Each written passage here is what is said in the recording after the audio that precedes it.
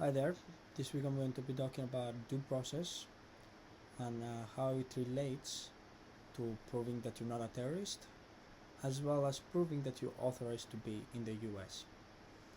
So, what is due process? It is the constitutional right that the government follows. It is a fair procedure before taking your life, your freedom, and your property. The government can't just take your house because they want to. There has to be some kind of trial. They can't just say you're guilty of something and then just put you in jail without really having a due process, which is derived from the Fifth as well as the 14th Amendment of the United States Constitution. Also, one of the things I learned is that it originated from the Magna Carta, which was written in 1215 by English barons who basically forced, I think it was King John, to agree to a clause that basically stated that there shouldn't be a man who's free, who's imprisoned, exiled, or stripped away of the rights without a due process, without there being a lawful judgment, without there being a case against him. The king can't just throw someone in jail just because the king doesn't like someone.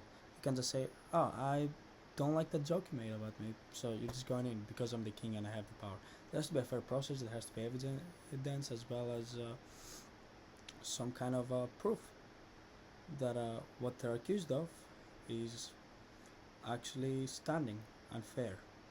So why is due process important? It protects individuals from government abuse. It prevents the government from acting arbitrarily, detaining, deporting people, or imprisoning someone without any evidence. Which, I mean, due process should be there, but it really isn't with a lot of people. For example, what's going on right now, hot topic, which is ICE. Uh, they basically are able to detain people and not give them a free uh, due process, not give them a trial because they're considered terrorists. Therefore, if they're considered terrorists, then they can't really have a due process because they're not really considered individuals who have rights, just like the rest of us. And in order to have a due process, you have to basically prove that you're not a terrorist, which is not really something you can easily do. How would you even prove that you are not a terrorist? Non-citizens are entitled to a due process if they're physically in the US. If the government claims someone is undocumented or if they must be deported, they have to provide formal notice of charges and allow a hearing. But that doesn't really happen. It's supposed to prevent wrongful deportation and ensure government meets some kind of a standard or proof. That's how it's supposed to be, but that's not how it is. As we learned through this class, a lot of things are supposed to be a certain way, but sometimes they're not. They're, as we learned from the first day, one of the things we're learning in this class is to sort out the bullshit from what's actually real.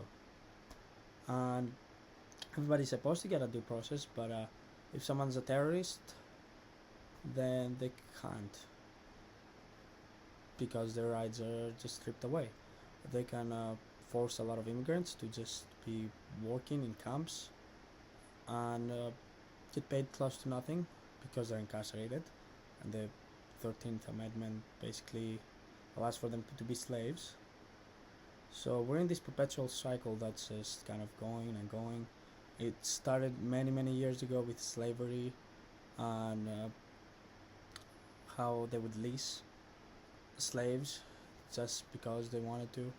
Now it seems like they kind of shifted to immigrants for that. So I don't really see a way for someone to just prove that they're allowed to be here. Therefore, due process is important, but it's nowadays in our climate, it's not guaranteed.